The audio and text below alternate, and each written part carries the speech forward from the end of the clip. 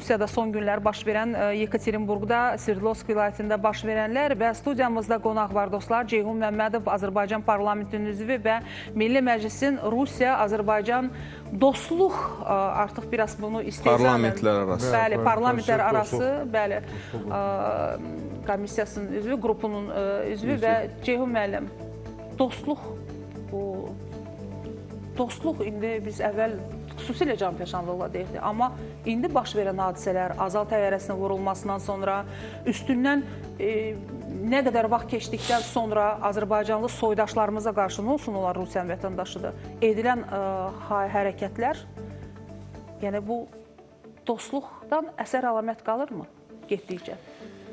Əslində, qrupun adı parlamentlər arası işçi qrupdur və əslində siz çox maraqlı bir məqama toxundunuz. Əslində Rusiya hər zaman dostluqdan danışır və bizlə əlaqələrin inkişafında maraqlı olduğunu bildirir. Amma son baş verənlər açıq-aydın düşmənçiliyin, qərəzin bir təzahürüdür. Yəni bu formada vəhşiliyin həyata keçirilməsi və Rus rəsmilərinin heç bir buna mövqe bildirməməsi, pisləməməsi onu göstərir ki, bu birbaşa hakimiyyət tərəfindən həyata keçirilən bir siyasətdir və Rusiya prezidentinin siyasətidir Azərbaycana qarşı. Və biz bunu bir müddətdir müşahidə edirik. Baxın, indi siz qeyd etdiniz, bizim təyyarəmizi vurdular. Bugünə kimi heç bir izahat yoxdur və heç bir üzür yoxdur və ardınca bu formada bir vəhşiliyin törədilməsi və qondarma saxta ittihamın irəli sürülməsi ki, neçə il bundan əvvəl bir cinayət baş verib və bunu Rusiya rəsmiləri də deyirlər və biz indi ayılmışıq, bu cinayəti araşdırırıq. Ona görə bu formada hücum edirik və insanları qətlə yetiririk. Yəni, dünəndən bütün Azərbaycan cəmiyyəti hiddətlənibdir. Yəni, o məlumatlar gəldikcə o formada hücum, qətlə yetirilmə, hansısa sənədlərə qol çəkdirmə, ardınca dünən tələm-tələsik məhkəmənin keçirilməsi, həbslə bağlı qərarların qəbul edilməsi bu açıq-aydın göstərir ki, artıq Rusiyada bir dövlət siyasətinə çevrilibdir və bugün təkcə Azərbaycanlara qarşı yox, özbəklərə və türkmənlərə, taciklərə və digər xalqlara qarşı da bu edilir. Və burada bilirsiniz, öz kökündən soyundan olan Ukrayna vətəndaşlarına bu cür vəhşilik törədən, soyqırım törədən bir ölkənin və digər xalqlara qarşı bu siyasəti həyata keçirməsi əslində təəccüblü deyil. Bu ölkənin artıq şovinizm siyasəti həyata keçirdiyini göstərir. Baxın, illər öncə biz Rusiyada bu skinheadlərdən danışırdıq, küçələrdə insanları tuturdular. Artıq buna ehtiyac yoxdur. Rusiya polisi bunu edir. Rusiya hüquq mühafizə orqanları bunu vəhşicəsinə edirlər. Yəni, bu əməllər heç bir hüquqa, heç bir insanlığa, heç bir çərçivəyə sığmayan bir əməldir. Ona görə qeyd etdiyimiz kimi, Azərbaycan bunu qətiyyətlə pisləyir və biz cəmiyyətin də buna çox ciddi reaksiyasını görürük. Çünki biz hər zaman Rusiya ilə münasibətlərin qorunmasında maraqlı olmuşuq, inkişafında maraqlı olmuşuq. Amma bugündən sonra artıq bu bir neçə dəfədir təkrarlanır və Azərbaycanın mövqeyi fərqli ola bilməz. Biz Rusiya tərəfindən izahat istəyirik, bu məsələyə aydınlıq gətirilməlidir və eyni zamanda bu cinayətdir. Yəni, bu hüququn təmin edilməsi deyil. Hüquq bu formada təmin edilmir, hansısa bir cinayətlə bağlı. Bu, ciddi bir qanun pozuntusudur.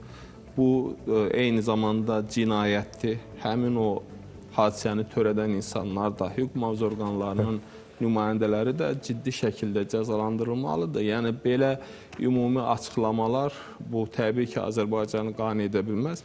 Əvvəlki dövrdə də cənab prezidentin təyyarə ilə bağlı çox sərt bir mövqeyi var idi və bugün Azərbaycan parlamentinin buna çox bir sərt mövqeyi var. Bizim həmkarlarımız bir neçə gündür bu məsələyə sərt reaksiya verirlər. Cəmiyyət, media və bu elə bir məsələdir ki, hamımız bir yerdə buna qarşı öz sərt mövqeyimizi bildirməliyik. Amma susmağa üstünlük verirlər. Elə rusların sözü var, deyir, молчание znak согласия. Yəni deməli Azərbaycanın dediyi hər bir söz həqiqətdir və susmaqla bununla razılaşırlar. Amma razılaşmaq bu diplomatlara da yaraşmaz və eyni zamanda bu boyda hadisəyə göz yummaq və onu görməzlikdən gəlmək, yəni elə bir hadisə olmayıbmış kimi və nəticə itibarilə sonra da bu hadisələrin baş verməsi...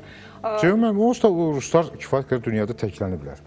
Yəni, bütün dünya Ukrayna məsələsinə görə elə ondan əvvəl də açıq Rusiyanı, yəni deyərkən Rusiyanı sevməyən qərb qüvvələri vardı, amma Ukrayna ilə məsələdən sonra idman sahəsindən tutmuş bütün sahələrə qədər sanksiyalar, qadağalar və təcrid olunmalar başladı. Belə vəziyyətdə Ukraynanın da ərazi bütövlüyünü tam tanımaqla Rusiya ilə də münasibətlərini korlamayan çox az sayda ölkə vardı ki, bir Azərbaycandır.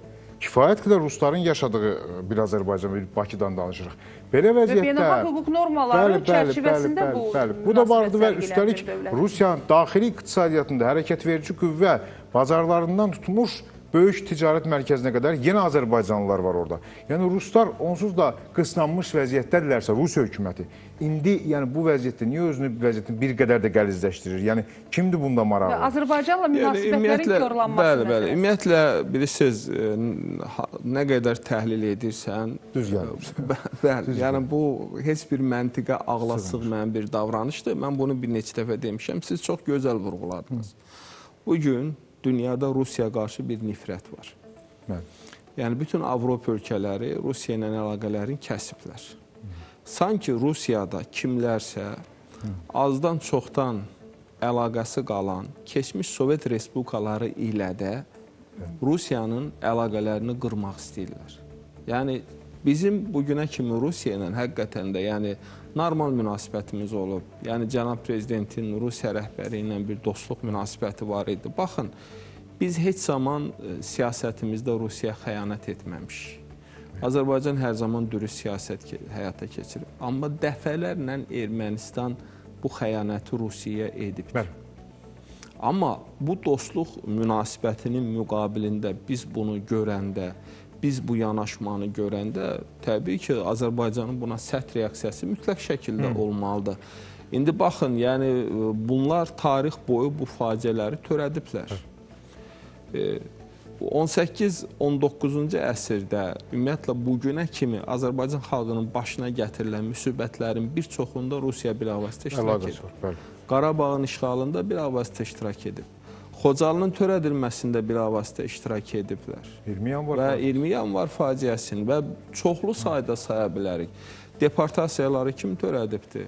Qərbi Azərbaycandan Azərbaycanları kim çıxardı? İndi bilirsiniz, bu Rusiyada yenidən bu baş verənlər heç Stalin dövründə belə bir siyasət həyata keçirilmir. Yəni bu repressiyalar və təəssüf ki, burada onu xüsusi qeyd etməliyik ki, Rusiyanın bu Rus Pravoslav kilsəsi də bu məsələdə bir əsas rupor, əsas ideoloji bir mərkəz kimi öz rolunu oynayır. Baxın, Azərbaycanlılar Rusiyada nə edirlər? Rusiya iqtisadiyyatında, Rusiyanın inkişafında nə qədər orada bizim zəngin iş adamlarımız var, nə qədər orada Azərbaycanlılar var. Bu insanlar başların salıb aşağı Rusiya iqtisadiyyatının inkişafına töhfə verirlər, öz işləri ilə məşğuldurlar. Bunları bir düşmən kimi bugün təqdim etməyin hansı anlamı var? Telegram kanalları, televiziyaları səhərdən axşama kimi bu düşmənçiliyin təbliği ilə məşğuldurlar. Və bir daha qeyd edirik, bu insanlar orada yaşayırlar, qanuna uyğun bir formada, böyük şirkət sahibləri var, ayrı-ayrı iş adamları var, bazarlarda işləyən insanlar var və bunlar tam qanuna əməl edərək öz həyatlarını davam etdirirlər.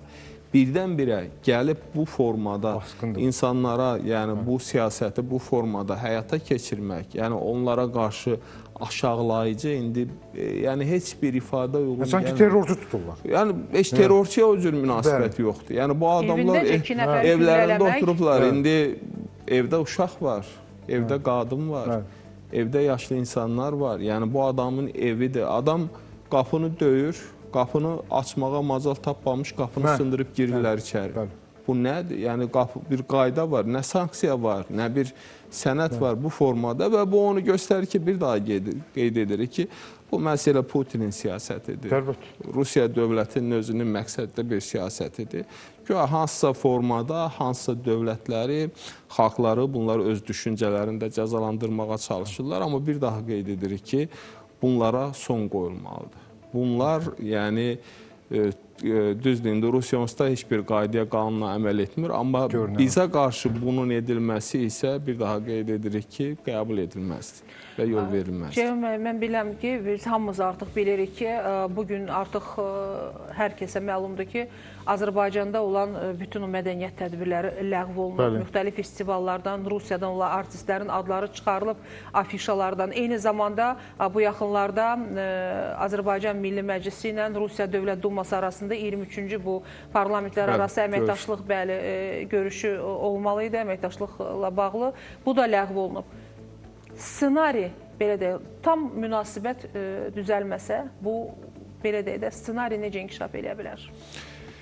Yəni, bizə qarşı nə edəcəklərsə onun da qarşılığını alacaqlar. Amma biz qanun çərçivəsində, hüquq çərçivəsində beynəlxalq hüquqa uyğun bir formada bunu edəcəyik. Çox doğru və lazım vaxtında qəbul edilən bir qərardır. Rusiyadan müxtəlif gəlirdilər, burada konsertlər bitdi. Overçukun gəlməsi vardı, bu dayandırıldı. Parlament görüş olmalı idi, dayandırıldı. Bütün rəsmi görüşlər, tədbirlər hamısı dayandırılır və hesab edirəm ki, çox ciddi, sərt bir qərarlardır və bu məsələyə də bu cür reaksiya verilməli idi. Başqa cür də ola bilməz və bugün həm dövlətimiz, həm xalqımız hamısı bir yerdə bu məsələyə öz sərt mövqeyini bildirir və bildirməlidir və bunun davamı da gələcək. Bu cür hadisələr baş verdikcə, bu cür bizə qarşı addımlar atıldıqca Azərbaycan da öz addımlarını atacaq, sərt qərarlarını qəbul edəcək və bu istiqamətdə davam edəcək. Nə vaxt münasibət dəyişsə, nə vaxt həmin insanlar cəzalandırılsa, nə vaxt bu məsələlərə rəsmi düzgün bir mövqe bildirilsə, o zaman Azərbaycan da növbəti addımları atacaq. Amma hələ ki, hansısa bir müsbət istiqamətdə addımdan söhbət gedə bilməz. Ceyhun müəllim, bu qədər münasibətlərin, ölkələrlə, dövlətlərlə, siyasətçilərin öz aralarında belə münasibətlərin yorullandığı bir vaxtda Rusiyanın belə bir addım atması, Rus dilində də söz var, deyir, krışı snisloda. Yəni, onlar artıq başlarını mı itiriblər? Nə baş verir ki, sən Azərbaycanla olan münasibətləri, yəni bu dərəcədə korlayasan, özün bilərəkdən... Yəni, bilirsiniz, burada çox... Artıq, yəni, orada Putin də sayılmır, yaxsa, yəni, burada nə baş verir? Rusiyanın öz rəhbərliyi yox, burada bilirsiniz, bu bir mənalıdır ki, Rusiyanın dövlət tərəfindən həyata keçirilən bir siyasət addımdır. Yəni, bugün biz deyək ki, bunu kimsə kənardan gəlib edir, bu elə deyil. Əgər elə bir məsələ olsaydı, Rusiya rəsmisi çıxardı, deyərdi ki, baş verib. Bir dənə Zaxarova ümumi küçüklüyünə o da bəraət qazandırdı. O da haqq qazandırdı ki, hansısa bir cinayətlə bağlıdır. Bu onu göstərir ki, bu Kremldən verilmiş bir təlimatdır, bu məqsədli bir addımdır, düşünülmüş bir addımdır.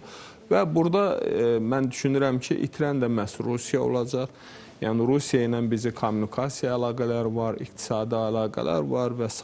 məsələlər var. Nə qədər yüklər daşınır bu ərazidən və görünən odur ki, Rusiya özü bir bataqlığa doğru gedir və getdikcə daha da batmağa çalışır və özü özünü batırır. Yəni, bir müddət bundan... Artıq o saman çöpü də artıq yox. Bəli, yəni artıq bu taciklərə qarşı edilir, özbəklərə qarşı. Yəni demək olar ki, keçmiş Sovet Respublikasının hamısını edilir. Bir dənə ermənilərdən başqa, çünki ermənilər onların rusca bir ifadə var, mən onu demək istəmirəm. Çünki onların sevimlisidir. Təəssüf ki, ərköyün uşaq kimi, şıltaq uşaq kimi onlarla həmişə nazı ilə oynayırlar. Amma bugün təəssüf ki, burada həm də bir islamofobiya var. Xüsusilə də müsəlman xalqlarına qarşı, müsəlman ölkələrinə qarşı çeçenlərə qarşı vaxtı ilə bir siyasət həyata keçirdilər. Bugün niyə Qafqazlılara siz düşmən kimi baxırsınız və bunu ironiya ilə bildirirsiniz? Qafqazlar sizə nə edib, nə baş verib, nə edib ki, hansı sizdən çəkib. Əlbəttə ki, yəni ona görə bu onu göstərir ki, bir daha qeyd edirik ki, yəni Putin yaxşıdır, ətrafı pisdir məfhumu burada artıq yox. Yəni bu elə deyil. Yəni əgər elə olsaydı, nə oldu? Başqa məsələlər olanda o dəqiqə münasibət bildirirlər, üzr istəyirlər, açıqlama gətirirlər. Niyə bu məsələdə bu günə kimi heç bir açıqlama yoxdur? Və bunu biz təyyarədə də gördük. Hanı bu günə kimi bu istiqamətdə addımlar və bu törədilib, hanı rəsmi mövqe? Əgər bunu dövlət etməyibsə, hansısa bir şəxs edibsə, o şəxsin yiyəsi sahibi dövlətdir. Dövlət çıxsın desin, izahat gətirsin ki, belə bir hadisə baş verib, biz üzr istəyirik, belə olmamalıydı. Amma bugün baş verənlər axı onu təsdiq etmir. Bugün baş verənlər onu təsdiq edir ki, dövlət özü bunda maraqlıdır, bu dövlətin siyasətidir. Dövlət bunu məqsədli bir formada edir və dövlət bunu həyata keçirir, təşviq edir, təhrik edir. Təşəkkür edirəm. Rusiyanın ərazisi çox böyük ola bilər, amma bugün adi etiraf Rusiyaya sığmır. Daha doğrusu Rusiya özünü onu sıxışdırmır. Baxmayaraq ki, ərazisi böyükdür. Çünki ərazi böyük olmağı şərt deyil, gərək gözü içdən böyük olsun. Bu bir. İkincisi ki, Ruslar qayıdıb hərb və sülhü oxusunlar. Görsünlər ki, müharibə necə edirlər, sülhü necə bağlayırlar. Digər tərəfdən Rusiyada gələk bu günlərdə Dostoyevskinin alçaldılmışlar və təhqir olunmuşlar əsəri bir də dəfələrlə oxusun və başa düşsünlər ki, hörmət çox önəmli bir şeydir. Çünki cinayət və cəza tərəf var işin. Çünki bu günləri baş verənlər cinayət və cəzadan daha çox Dostoyevskinin İdiot əsərini daha çox orada da məqamlar var.